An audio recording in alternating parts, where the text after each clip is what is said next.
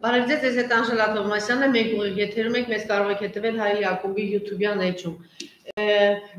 Իշխանափոխությունից հետո, այսպես կոչված հեղափոխությունից հետո, գունավոր հեղափոխությունից հետո, կամ միասեռականների հեղափոխությունից հետո, չգիտեմ, տարբեր կերպ կարելի է այս ամեն ինչը բնութագրել, որտեղ ժամանակական թրքահապատակների հեղափոխությունից հետո հիմա արդեն ավելի վստահ կարող եմ այս ամեն ինչի մասին ասել, որտեղ ժամանակը եկավ եւ այդ ամեն ինչը հստակեցրեց Մենք տեսնում ենք, որ այն ինչի մասին, որ խոսում ենք, դա դառնում է իրողություն։ Այն է, երբ որ ես 2 տարի առաջ ասում էինք, որ գինը Արցախն է, կարող եք հետ պատտասնել եւ տեսնել, հա, այդ հաղորդումները, որ սա շատ ծանր գին է նստելու մեզ Արցախն է, շատերը ժպտում եւ զվարճանում էին, ինչու ոչ, ես ասեմ, որ անգամ այն մարդիկ, որ ընտանիքում էսպիսի կորուստներ կա, ատելությամբ էին լծված իմ նման իմ կերպ մտածող մարդկանց նկատմամբ չարախոսում էին, վայրակ այլանդակ հարձակումների ենք ենթարկվում սոցցանցերում, թե մենք ես ինչ ենք խոսում։ Հետո ասենք, որ դրա գինը պատերազմ եղավ, որ այս պատերազմը դավաճանական պատերազմ է, էլի շատերը չէին հավատում, որ Սարդարապետի Իվան ճակատամարտի մենք տեսանք, որ ինչ եղավ։ Պատերազմից հետո ասում ենք, որ Թուրքը որակն է, որ միայն թրքահպատակ տականքը կարող է մտածել, որ Թուրքի հետ կարելի է ինչ-որ բան պայմանավորվել, էլ չեմ ասում խաղաղություն, որովհետև մենք տեսանք, որ այսպես կոչված պատերազմ բերող ստահակը մենք տեսնում ենք, որ շարունակում է պատերազմի հրեշավոր բաները իրագործել մեր երկրում, ամեն ինչ մեր աչքի առջև է, այս 1 տարվա ընթացքում 1 տարի հիմա կլինի արդեն, որ պատերազմը սկսվել, այս 1 տարվա ընթացքում գերիներ, խոշտանգումներ, նոր գերիներ, նոր տարածքներ, նոր ավերածություններ, բայց թրքահապատակները շատ քարոզ են տանում մեր երկրում, ասելով, որ գալիս է խաղաղություն, ասելով, որ գալիս է շենացում։ Ենթադրելի է, որ այս տականքները տաղ, պատմություն, հայրենիք ոչինչ չեն ունեցել, որովհետև սա նշանակում է ընդհանրապես ժխտել, մերժել ծնողներին, ժխտել, մերժել տատուպապերին, ժխտել, մերժել ընդհանրապես հայությունը եւ իրենց ինքնությունը։ Չէին հավատում սրան, որ սա խաղաղություն չի բերում, բերում է նոր ավերածություններ, նոր գերիներ, նոր տարածքներ։ Ասում ենք, որ գինը Սյունիքն է, չէին հավատում, ասում ենք, որ այս տղաներին փակելը հենց այնպես չի, գինը Սյունիքն է, չէին հավատում։ Տեսակ ընդամենը 1 ամիս առաջ, 20 օր առաջ ճանապարհը փակեցին 5 գյուղեր շրջափակման մեջ վերցրեցին, թրքահապատակը այստեղից թուրքերենով արդեն սկսեց թուրքերենով խոսեց, իր հայրենի լեզվով սկսեց խոսել, թուրքերեն կոչելով այդ գյուղերը եւ ճանապարհ իր բարեկամ Ալիևին օգնելով, ասեց այլ ճանապարհ կա, կարող եք այլ ճանապարհով գնալ։ Սյունիքը շարունակում է հանձնել, որտեղ 4 օր առաջ, 3-4 օր առաջ մենք իմացանք, որ այլևս մեր երկրում Հայաստանում դուք կարող եք միայն պատտել շրջել ադրբեջանցի ոստիկանի թույլտվությամբ, Ալիևի թույլտվությամբ, կամ թույլ կտա, կամ ձեզ թույլ չի տա, այսինքն պարետը նստած է այնտեղ, եւ ձեր անձնագրերը ստուգում է, ստուգումների անցկացնում մեքենաների մեջ, ավտոբուսների մեջ եւ կամ թույլ է տալիս, կամ թույլ չի տալիս գնալ, այսինքն օրնված ոդկը, այս տականքի բարեկամ թուրքի ոդկը այլևս Սյունիքում է։ Ես նորից եմ ասում, կարող եմ պատտասնել եւ տեսնել եւ ասում եմ, որ այս տականքների գերխնդիրը Երևանում Թուրքի ներկայությունն է եւ այն դեգեներատները, որ չեն հասկանում ինչ ասել է Թուրքի ներկայություն, լավագույն դեպքում կարող եք իրենց կոշիկները լիզել կամ մաքրել, իսկ մյուս դեպքում թե ինչ են անում թուրքերը ձեզ հետ, կարելի է ընդհանրապես դեգեներատ չլինել եւ մի փոքր ծանոթ լինել պատմությանը։ Երեք արդեն հայտնի դարձավ, վստահ եմ, որ դուք էլ հետևեցիք, որ հրապարակում այլևս կանգնած են թուրքական բեռնատար մեծ ավտոմեքենաներ, թուրքերենով գրած, հստակ, հանգիստ եւ բեռնաթափում էին ինչ-ինչ բաներ, շինարարական ինչ-ինչ բաներ, ենթադրելի, ոչ թե ենթադրելի, այլ հստակ է, որ դա արվում էր այսպես ասած թրքահպատակի գունագեղ տոնախմբության համար բերել էին ինչ-որ շինանյութեր, ինչ-որ բաներ, սարքավորումներ, որ պետք է տեղադրել, այնպես որ գնացեք եւ վայելեք ձեր թրքահպատակին, վայելեք թուրքերին, այն ինչի մասին որ խոսում ենք, որ Երևանում լինելու են թուրքերը, ամեն ինչ արվում է դրա համար եւ այս ամեն ինչից հետո գիտեք ժամանակին մարդիկ ես ասել եմ, որ այս թրքահպատակը 2 բանից է ցնցվում, մեկը երբ որ ասում են կապիտուլյանտ եւ մյուսը երբ որ ասում են 5 միլիարդի մասին, մարդը երբ է սկսում ամեն ինչ ծանր տանել, երբ որ իրական ճիշտ կետին է, չէ՞, դիպչում։ Հիմա այս անձի դեպքում փաստորեն դե ինքը հոգու խորքում գիտի, որ ինքը կապիտուլյանտ է եւ երկիրը հանձնել է, եւ երկրորդը ինքը պարզ է, չէ, եթե այդպես ցնցվում է, երբ որ 5-7 միլիարդի մասին է խոսում, որ հայրենիքը վաճառվել է, դրա մասին է խոսում։ Հիմա որ մեր երկիրը վաճառվել է թրքահապատակի կողմից, ոչ մեկ չի կասկածում։ Հաջորդ հարցը գալիս է, թե ինչու այս կոտորածը, այս ամեն ինչը պարզ պատճառով հիմա արդեն ժամանակը ցույց է տալի, որ վախ ու սարսափը այնպես խորացնել մեր մեջ, որ մենք այլևս չհամարձակվենք մտածել պետություն, հայրենիք, առանց Թուրք Հայաստան, Երևան, բան չլինի, այլ լինի Երևան, Սևանը լինի մերը, այսինքն ծրագրավորված եւ ջարդեր ծրագրավորված եւ հայրենիքի հանձնելն է ծրագրավորված եւ 5 միլիարդը ամեն ինչ ծրագրավորված, այնպես որ մենք շարունակում ենք մնալ թերքահապատակների Էրդողանի եւ Ալիևի ծրագրի ներքո։ Այս ամեն ինչի մեջ ենք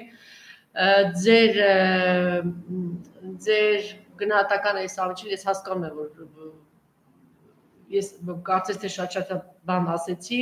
բայց ձեր կարծիքը ինձ հետաքրքիր է եւ ես կարծում եմ, որ մեր որակի մարդիկ չպետք է ձեռքերը ծալած նստեն եւ սպասեն, որ թե իրականում ինչպես է հանձնվում մեր հայրենիքը, որտեղ եթե մենք ես գոնե մի 30 տարի առաջ անդադ այս հարցը ուղղում էին պապերին, թե այդ ինչու դուք կոտորվեցիք եւ ոնց հանձնեցիք, հա, ձեր Սասունը մուշ այդ ինչպես եղավ։ Ես չէի ուզենա, որ մեր թողնողները այդ հարցերը, մեր երեխաները այդ հարցերը մեզ տան եւ մենք պատասխան չունենանք, ասենք դե անզոր էինք, ոչինչ չկարողացանք անել։ Խնդրեմ։ Ձեր ներածականի մեջ դուք մի միտք ասացիք, որ 2018 թվականին գինը կամ թիրախը Արցախն էր։ Թիրախը եւ գինը շատ ավելի խոր դա հայացքն էր։ Եվ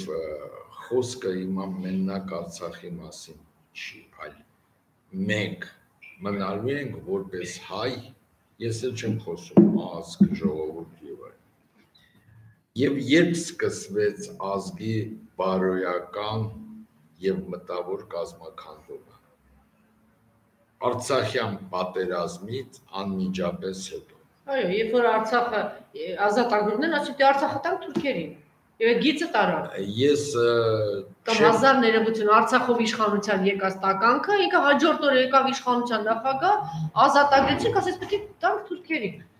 Ես 1988 թվականին շատ խորը մխրճված էի այդ Արցախյան շարժման,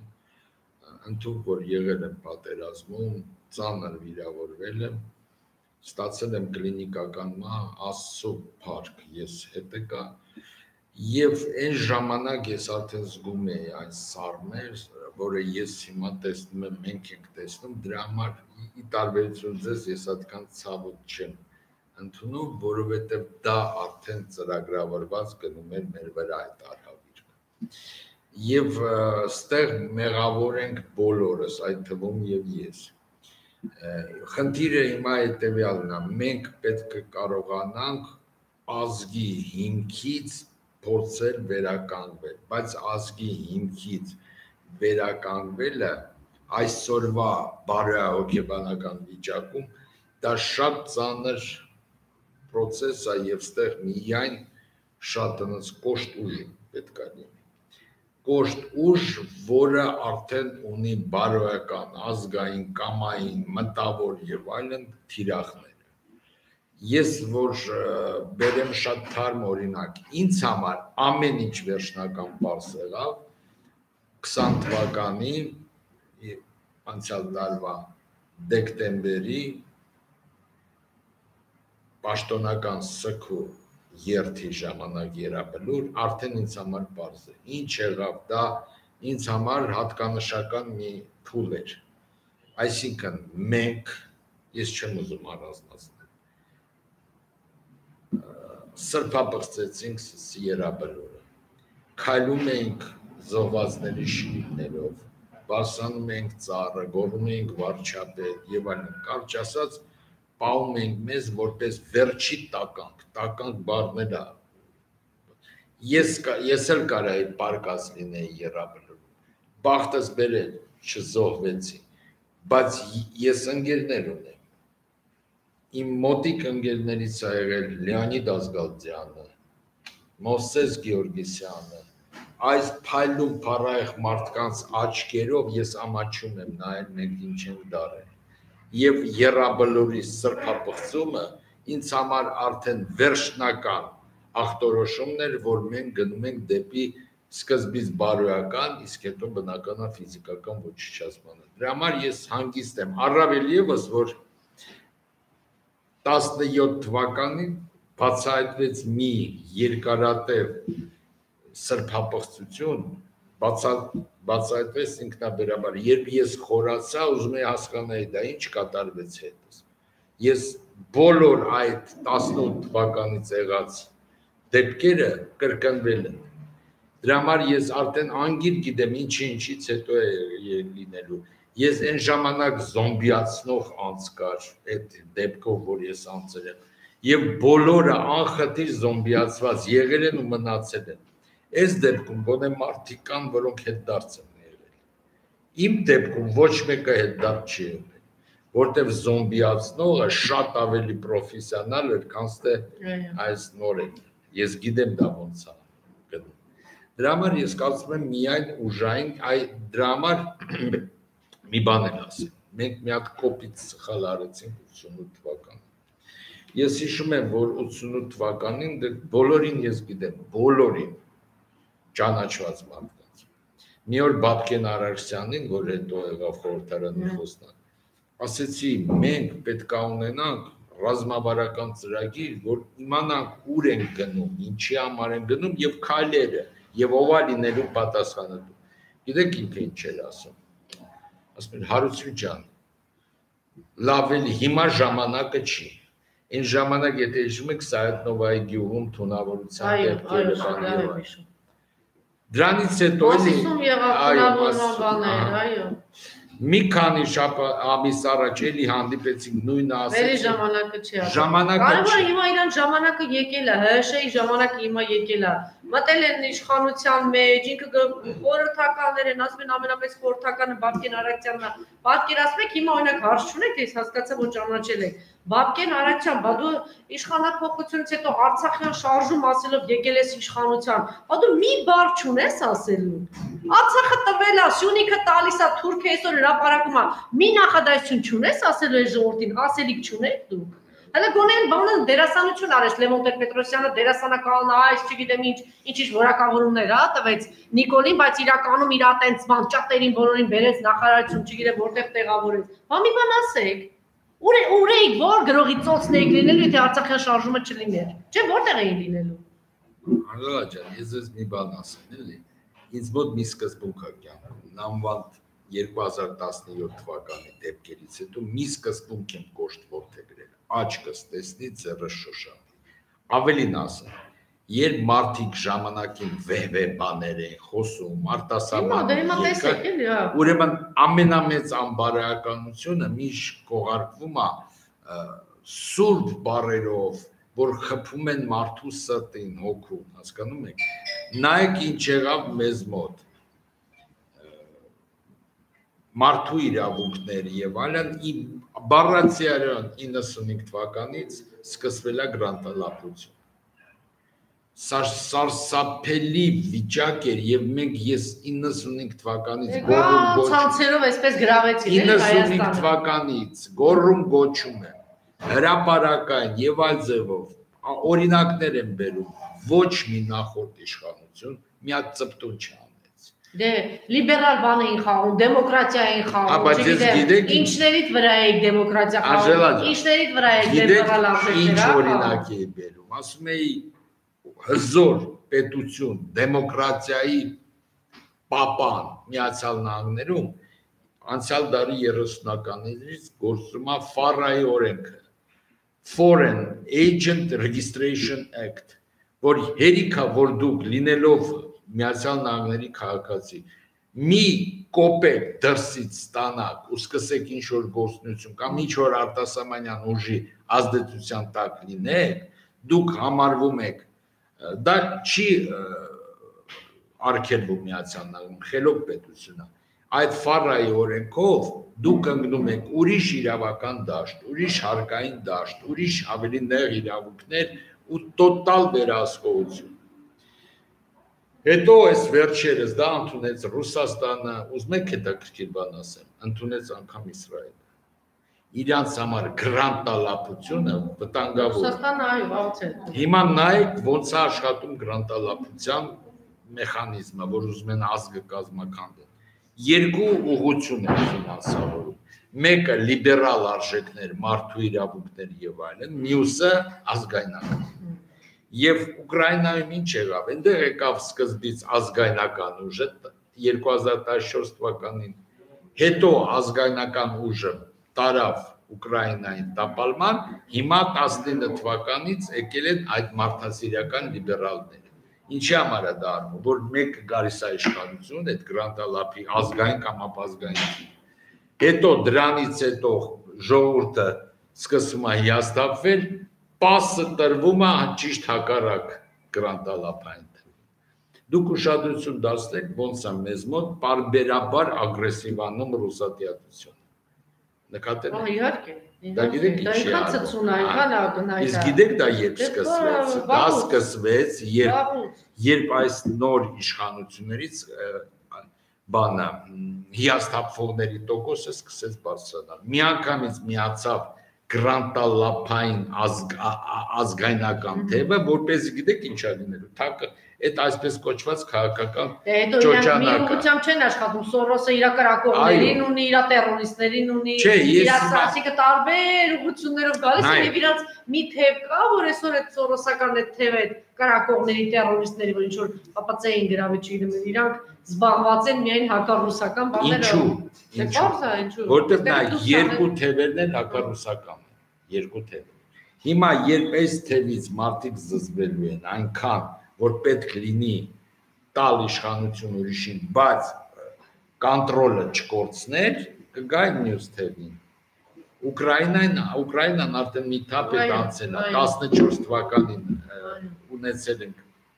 իրանք ունեցել են ազգային ուժ, 19 թվականին ավելի մարդասիրական։ Մեզ մոտ հակառակն է սպասվում։ Քանի որ եկել են ապազգային գրանտալապերը, հիմա ակտիվանում են ազգային գրանտալապերը, որ ասում են, այդ տեսնում եք, սրանք չեն կարող անել։ Եվ անցնեն տան իշխանությունը հակառակորդին թվացյալ։ Դուք հիշում եք, երբ կենսաթոշակային հարցերն էին քննարկվում։ Ես ապշած էի, ուրեմն USAID հովանու ներքո պաշտոնական հավաքված էին, որ ինչ պետք է անել այդ կենսաթոշակային, կուտակային։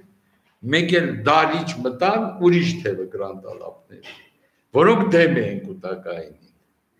Ինչ եղավ, ես հասկացա ինչ եղավ։ Ինչ եղավ 18 թվականի հունիսին, երբ կառավարության նիստին քննարկվում էր իրանց դեմ, որ դեմ էին դուրս գալիս կուտակային բանը, թոշակային ֆոնդի, իրանք երկարացրին մտումները, հիշում եք, որտեղ այդ մյուս թեթն էր։ Հիմա այդ թևը ինչի դուրս չի գալ, հիմա ֆուրերը թուրքական կանգնած են հրապարակում էսպային, սիրելի ժողովուրդ, թուրքական ֆուրերը կանգնած են երեկվա, եկել են կանգնել են, հիմա բա այդ ինչ-որ թևեր կան, ծռեր են, ազգայնական բան, բա թող դուրս գա Թուրքիա եկել է կենտրոն, հրապարակ է, էսպային հրապարակում է Թուրքը, բա խերը գիշերվանից մի հատ չեք դղրդացնում, մեծաբերան փրթում են, բանը մենք ազգային 2016 թվականին բանը ստե ճորթած բերան մեկնել էր մի քանի օր առաջ էստեղ էր մենք ազգայնականներս այս ժամանակ չգիտեմ էս տվեցին այսքան հող տվեցին տվել են 84% Արցախի տվել են հիմա Թուրքը հրապարակում է դե ձայն հանը դե դուրս արի սա դե դուրս եկեք ինձ հիմա չեն հետաքրում կազմակերպությունների անունը ես ուզում եմ հիշեցնեմ ձեր իրենց խոսքը Հող հանձնողին, հողին հանձնեք, հանձնեք, կամաց չհանձնեք։ Այնտեղ մի քանի 100 հեկտար էր։ Այո, այստեղ 84%-ն է։ Հիմա տեսնում եք, ես ասում եմ, դա նույն երևույթն է։ Սա կոչվում է քաղաքական ճոճանակ։ Եվ մենք ընկնելու ենք դրա տակ։ Ինչու հիմա Ռուսաստանը, Իսրայելում, Հունաստանը եւ այլն, Հունգարիան ձգում են այս ֆարայի օրենքի աշխատանքը, որտեղ այդ արդեն ազգային եւ պետական անվտանգության խնդիր է։ Ու ինչ մի բան էլ ասեմ, մինչև հիմա այսպես կոչված նախկինները չեն խոսում գրանտալապության դեմ պայքարի։ Մենակ հունիսի այս տարվա հունիսի 18-ին 19-ին Ռոբերտ Քոչարյանը հավաքել էր իր համակիրներին եւ ասեց, որ այդ գրանտակերությունը մի անգամ ասեց ու վերջացավ եւ Ռոբերտ Քոչարյանի ժամանակ եւ Սերժ Սարգսյանի եւ Լևոն Տեր-Պետրոսյանի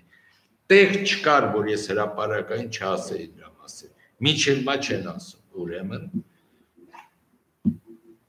դրա համար ես չեմ ուզում անուններ տամ ազգանուններ տամ այս կառույցն այն կուսակցությունը ես բերում եմ հիմա թուրքական ֆուրեր երեք եկել են դատարկել են չգիտեմ ինչ է տեղի ունենում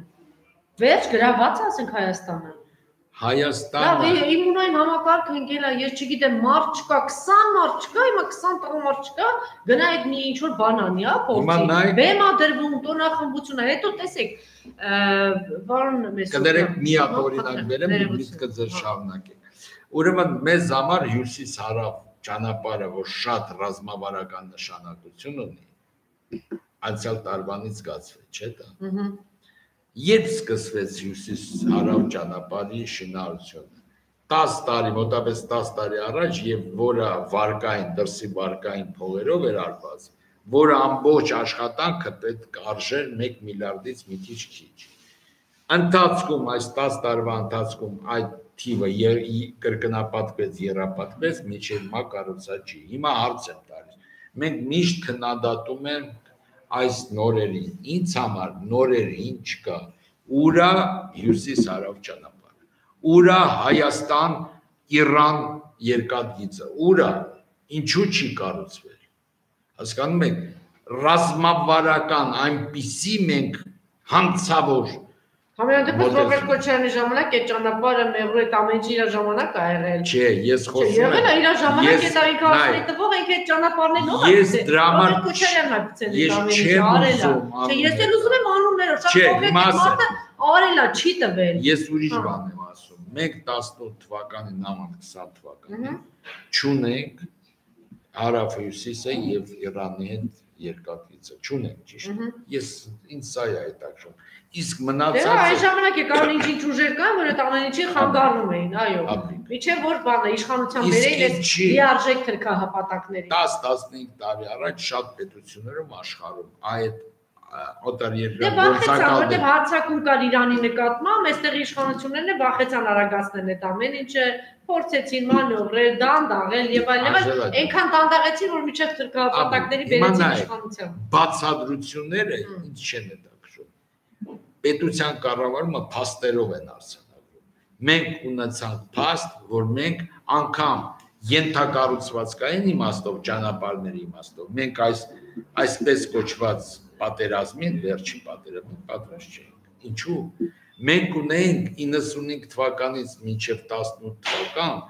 ոսկե ժամանակաշրջան։ Ես վստահ եմ, որ այս իշխանությունը չներ, այս պատերազմը այլ ընթացք էր ունենալու։ Ես վստահ եմ, որևէ մեկը չի կասկած, չի բացառ որ այս պատերազմի մենք հաղթանակ էինք ունենալու։ Ես չեմ ուզում վիճարկել, քանի որ ներքուստ հասկանում եմ ձեզ։ Ես ուրիշ բան եմ ասում։ Չէ, դուք նաև ասացիք, որ այս պատերազմը այս սխալները չգիտեմ ինչ, բազմաթիվ սխալներով հանդերձ, ես վստահ եմ, որ այս պատերազմում մենք այսպիսի պարտություն բան չէ լինելու, այդ ինչի կոնկրետ սպասեցին Նիկոլին Բերեն իշխանության հաստատվի տղաներ ծառայությունը վերջացնի, ինչու սպասեցին Արայիկ Հարությունյանը գա իշխանության, ամեն ինչ բան չէ, ասի պատահական չի, որ Նիկոլ այստեղ էր, Արայիկ այնտեղ էր, շատ ճիշտ ժամանակին իրանք պատերազմը սկսեցին։ Ոչ մի պատահականություն չկա, ես ձեզ հետ համաձայն եմ, բայց ես դա չեմ ասում, ես ասում եմ պետության կառավարումը տևական պարբերական պրոցես է, ամեն բաց թողածնի։ Այո, ինքը հետո բան է լինում։ Հիմա մենք այդ քարերի հավաքման փուլում ենք։ Տեսեք, մի ուրիշ հարց, 21-ին ասում է գունավոր տոնախմբություն է լինելու։ Մենք այսպես բարբաջում են, հա, սրանք ասում են ցավը իրականում երկիրը մի մարմին է, ազգը մի մարմին է, եթե հնարավոր չի մեկնիտեղ ցավա, մյուսին մոտ դա ցավ չէ, ես չգիտեմ։ Ես կարծեմ նորմալ հայ հիմա ոչ մի անկյուրում իրեն լավ չի կարող զգալ այս փուլում։ Երկիրը տանում են, երաբլուրը շարունակում է ամեն օր մեծանում է, ամեն օր նորմալ հայ։ Այո, նորմ հայ, չէ, հայ, որտեղ ես չգիտեմ, այս տականքների մեջ ինչ արուն է հոսում։ Իմիջիայլոց քաղաքական ակտիվիստ Սոնա Աղիկյանին կանչել են ոստիկանություն դրա համար, որ Թուրքիա ասել, բայց շատ ճիշտ պատասխան է տվել, թող արյան բան անեն, որտեղ հասկանան գենետիկան այս մարդիկ իսկապես հայ են, թե հայ չեն, շատ ճիշտ բան կերպ է մոտեցել։ Հիմա ասում եք մի մարմին է եւ ասում են այդ ցավը մերն է, Պիկիններ մի հատ բան գրեց, այդ ցավը կիսում ենք եւ այլն։ Առհասարակ որ շատ հարազատի բան ցավ է լինում, նորմալ մարդը, քրիստոնյա մարդը 1 տարի այդ կրում է։ Չէ, ցավը կրում է, հարգում է այդ ամեն ինչը։ Հիմա տեսեք, սեպտեմբերի 21-ին ինքը հայտարարեց, սա նշանակում է, որ այդ ցավը այս մարդիկ իրancs մեջ չեն կրում։ Ինքը հայտարարեց, որ գունագեղ խոնախմբություն է լինելու։ Ինչ է տեղի ունենում։ Շարունակվում է ազգը ոչնչացվել որպես ազգ։ Ինչ օրինակներ դուք վերել եք, դա ոչնչացման, բարոյահոգեբանական ոչնչացման հերթական փուլ է, բնական փուլ է, որտեղ մենք բռնել ենք ինքնաոչնչացման ճանապարհը։ Օրինակ ավելի զարորելի բան ասեմ։ Ազգի մտավորականությունը դուք չգիտեմ հիշում եք թե չէ, երբ Բրեժնևյան սահմանադրությունը փոխվում էր, ուզում էին Հայաստանում հանեին, որ ազգային պետական լեզուն հայկական։ Սիլվա Կապուտիկյանը եւ մի քանիսը ինչ պայքար էին տալ։ Ես գիտեմ, որ այդ պայքարը շատ ավելի շատ հաջողեց, որովհետեւ վրացիներն են ավելի բան պայքար արել, մերոնք էլ այսպես միացան, այնպես որ վրացիների մեջ շատ ավելի խորքային է։ Չէ, իմիջիայլոց ես այդ թեմային անդրադարձել եմ Վրաստանի հետ, այնտեղ այդքան էլ միանշանակ չի, բայց ընդունում եմ ձեր ասածը։ Ուր է այսօրվա մեր մտավորականությունը, ինչի են լալկվել։ Ինչի, ձեր կարծիքով ինչու։ Որտեղ իրանք մտավորական չեն։ Մտավորականը առաջերտին դա պատասխանատվություն։ Հասկանում եք։ Մեր մտավորականության մեջ թակ ու բիր մարդկանց բացի ես չեմ տեսնում դա։ Հասկանում եք, մտնում են 95 թվականից տարբեր մտավորականություններ, մեզ մոտ տարբեր պաշտոններ, չէ՞ ստացել։ Մինչև այս պահ, այսօրվա պահ։ Մեկը ներողություն խնդրել է ազգից ոչ։ Լռում են բոլորը։ Հասկանում եք։ Սա ուղղակի սա են կանելու, են կանելու, մետրո են կառուցելու, նա են կանելու, ուր են, ինչի են լալկվել։ Իսկ ես գիտեմ ինչի, որտեղ իրանք ամբարո ոչ մտավորականներ են։ Դա բնական երևույթ է, որովհետև մենք բոլորս հիմա ես սկսեմ ինձ էլ մեղադրել։ Մենք ժամանակ դրանց ինչ որ չափով ընդունել ենք, սիրել ենք եւ այլն, չտեսնելով որ իրանք տականք են։ Հասկանում եք, եւ դրա համար մենք հիմա ստանում ենք այն, ինչ մենք շռայլել ենք անհասցե։ Սա սարսափելի բան է, հասկանում եք։ Չի կարելի ոնց ասեմ, կեղծավոր գոռալ ուր է իր Աստված։ Բա ուր եք դուք։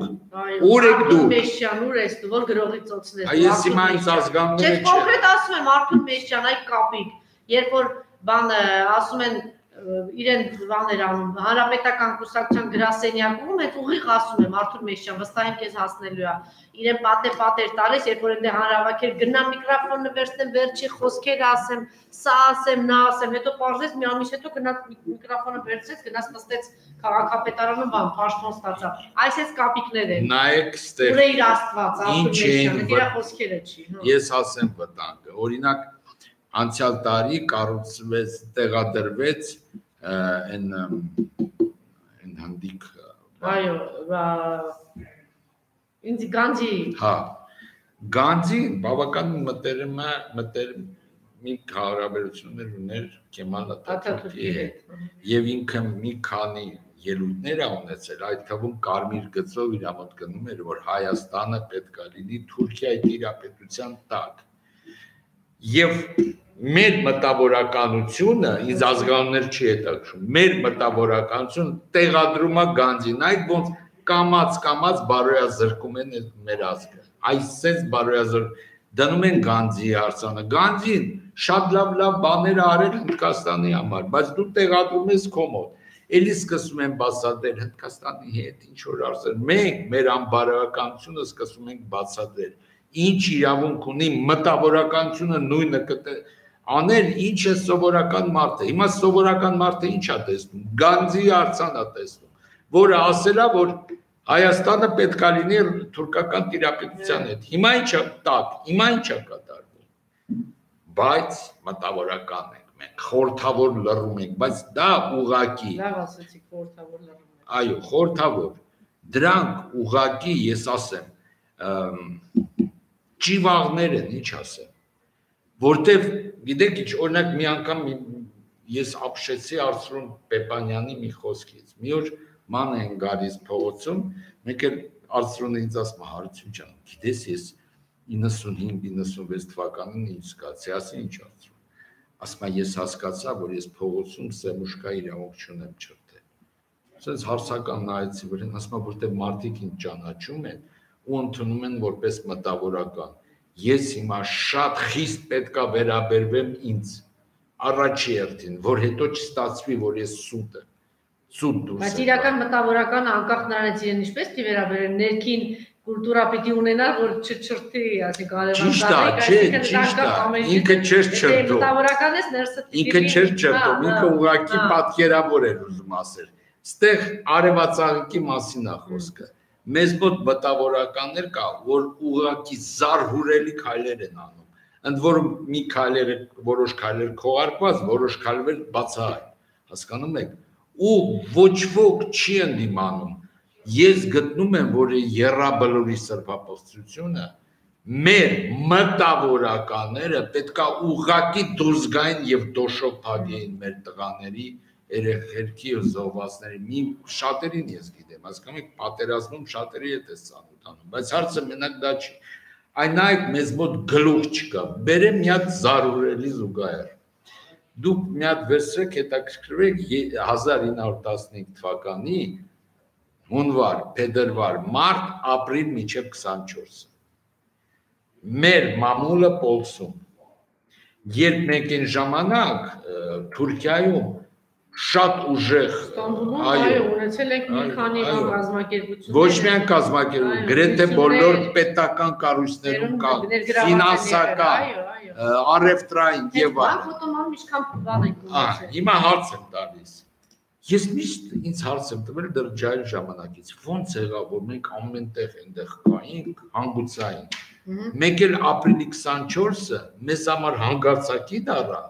եւ առաջինը հավաքեցին 600-700։ Ամբողջը երկիրը կա, պետությունը կա,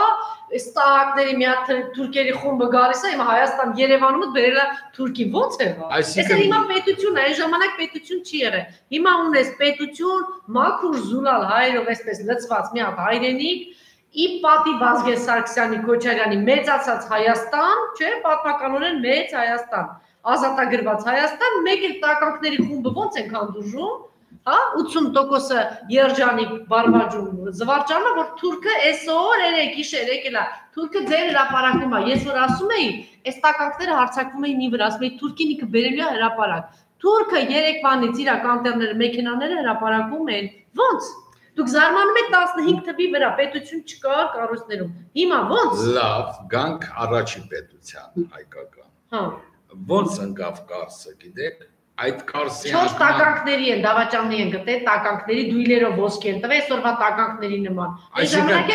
ժամանակ էլ չէ պետություն։ Ասում են գտել են, էլի։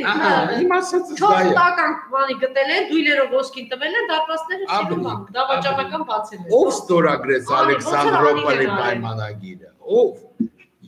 դեկտեմբերի 2-ին, լույս 3-ի գիշերը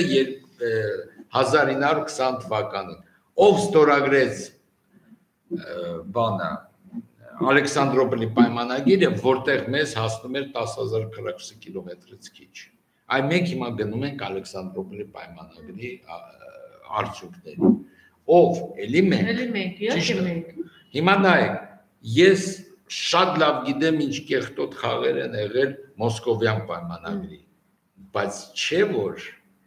սովետական Հայաստան ուներ համարյա 30,000 քառակուսի կիլոմետր։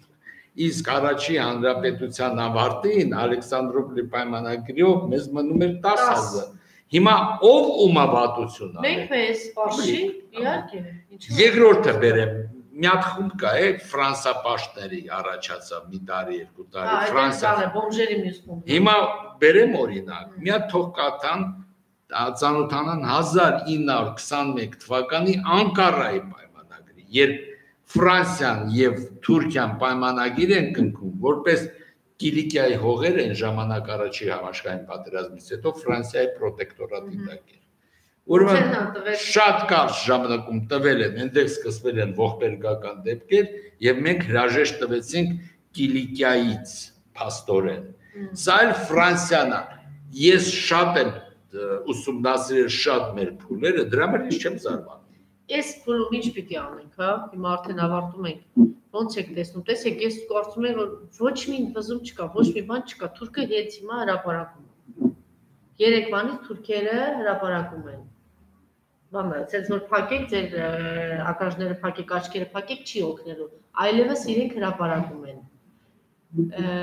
Ոնց եք պատկերացնում, չգիտեմ։ Ես վստահ եմ, որ 90%-ը սենց փակել է իր աչքերը, ակաժները։ Իմիջիայլոց ինձ էլ ամբողջովին ասում են բավական է խոսես, որտեղ մնացածը չգիտեմ, ցես փակած նստած են։ Նայեք, դուք եթե ես ձեզ խորհուրդ չեմ տա, հիմա գնաք Երևանի կենտրոնական սրճարաններ։ Չէ՞ որ հրապարակը կենտրոնն է, չէ՞, այդ ամեն ինչը տեսնում են, մինչև գնում են սուրճ ըմբոշ խմել։ Միակ նայեք այդ սրճարաններում հորթի հայացքով նստած մարդկանց։ Այդ ավելի կխելագարվեք, կխենթանաք։ Ճիշտ եք ասում, թուրքը փաստորեն դեռ փափուկ մտած է Հայաստան, Երևանի կենտրոնը 200-100 մետր հեռավորության վրա նստած են եւ այդպես բոհեմական դեմքով մտավորականներ, բոհեմական դեմքով եւ սուրճ են ըմբոշնում, խելոք բաներից են խոսում, բա ինչի չենք զարմանում դրա վրա եւ դա տևում է արդեն վաղուց։ Դա բնական է։ Հիմա ես ասեմ, ես անցյալ տարի հուլիսից արդեն ամեն ինչից հոգնած մենք իրավունք չունենք բառնալ։ Չէ։ Մենք իրավունք չունենք լավ բան եմ ասում։ Ուրեմն այդ Պապկեն Արարսյանի օրինակը բերեցի եւ տեսա, որ դրանից հետո տարբեր կառավարություններ, տարբեր ուժեր, կուսակցություններ յանդեմ ծրագրեր էին մշակում, չէ, երկրի։ Որը նայել եմ դա լավագույն դեպքում թամադաների բաժակաճառերի ժողովածու։ Մենք այսենց կանենք ով անելու, ինչ մեխանիզմով, ով է պատասխան տալու, եթե չանի։ Ես արդեն հոգնեցի դրանից եւ անցյալ տարի 20-ին հուլիսի սկսեցինք հավաքեցի պատկառելի մարդկանց, պրոֆեսիոնալներին եւ սկսեցինք մշակել հայոց երկրի ռազմավարական ծրագիր։ Եվ հիմա 80%-ը դա արվել է, արդեն դա տարածվում է, հետաքրքրությունները առաջանում թե ստեղ, թե Սփյուռքում։ Ինչի համար եմ դա անում։ Հիմա կասեք, բայց երկիրը գնում է Պապկեն Արարսյանի նման կասեք, որ երկիրը մեր ձեռքից գնում է ինչ ծրագիր։ Հիմա ես ձեզ ասեմ, եթե մենք 90-ի պատերազմից հետո Արցախյան, ես չեմ ասում դա առաջի պատերազմն էր Արցախյան, որտեղ այս մեկը պատերազմ չէր։ Արցախյան պատերազմը մեկն է եղել, երբ մենք հաղթեցինք։ Երբ 95 թվականից մենք ունենայինք ծրագիր, իսկական ծրագիր, պետության, հայոց երկրի հզորացման զարգացման։ Մենք այսպես բրոնյան շարժումով չէինք հասնի 18 թվականի արինցիրները կորցրած։ Հասկանում եք։ Հիմա քանի որ անիմաստ է հիմա մարդկանց բացատրել, որ դու կործանում ես։ Օրինակ խոզին, երբ դուք պատրաստում եք մորթել, ինքը զգում է գոռում է։ Մենք խոզի չափել չունենք։ Ես բազմիցս դա եղել եմ։ Ոչխարը չի գոռում,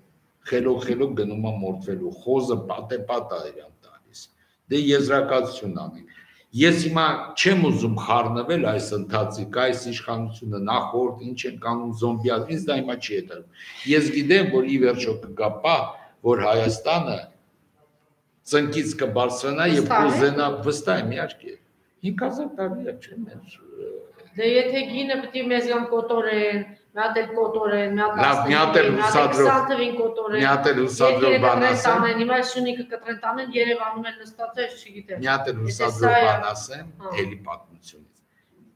Հայոց ցեղասպանությունը եղել է 1915։ Դուք պատկերացնում եք մի ազգ, որը ցեղասպանվել է 3 տարուց հետո 18 թվականին, հերոսական ճակատամարտեր տվեց Սարդաբրաբադ։ Նասենը 18-ին գալիս է այստեղ Էջմիածնում տեսնում է տնկած խաղողները, բան, խնձորենիները արդեն մեծացած բան, ցեղասպանության ժամանակատեսի հետո 3 տարի հետո ասում է, այս ազգը չպիտի մեռնի, բայց այդ հրանդիկներ էր ասում ենք չպիտի մեռնենք, բայց հույսներս ամեն անգամ դնենք դե ոչինչ թող գանք կոտորենք, մի հատ տականք 4 հոգի հայտնվի Կարսում, մի հատ տականք բոմբժերի քայլիստերի խումբ հայտնվի Երևանում, ես ուրիշ միտն եմ ասում։ Ճիշտ հակառակը, ես ասում եմ, որ պատմությունը ինքը ալիքաձև է։ Մենք հիմա ալիքի ցածրում ենք գտնվում։ Խելք չկա, հասկանալ, որ այս դավաճան տականքների խելք չկա։ Չէ։ Պիտի կոտորվենք։ Դրա համար ես այդ ծրագիրն եմ մշակում եւ 70% արվածա, որ երբ մենք դուրս գանք այդ միգուցե ցեղասպանությունից եւ այլն, գոնե մի բան լինի, որ բռնվենք զարգանա։ Ես սա կարամ անեմ, ես Աստված չեմ, ես սահմանափակ հնարավորությունների մարդ եմ։ Ես այս բլոկը փակում եմ, որը 30 տարի մեկ չունեցան ծրագիր։ Ամոթ մեզ, հինավուրց ազգ եւ այլն, ուրա ծրագիր։ Մի քիչ մոտիկ էր ծրագրին Կարեն Կարապետյանի կառավարության ծրագրին։ Մեներ մի քիչ, մի 20%-ով։ Մնացածները ռուսի ասած վիպրեսից, հասկանում եք։ Այսօր կոնկրետ քայլ պետք է թե ոչ, հիմա այսօր այդ ներկայությունը կա Թուրքի հրապարակում։ Դե օրինակ ես կարծում եմ, որ պետքա սկսվի ընդվզում, տրամաբանում։ Հիմա եթե ընդվզումը շաբաթ օրը ժամը 3-ին նախատեսվում է կինո Մոսկվայի մոտ սկսել դա,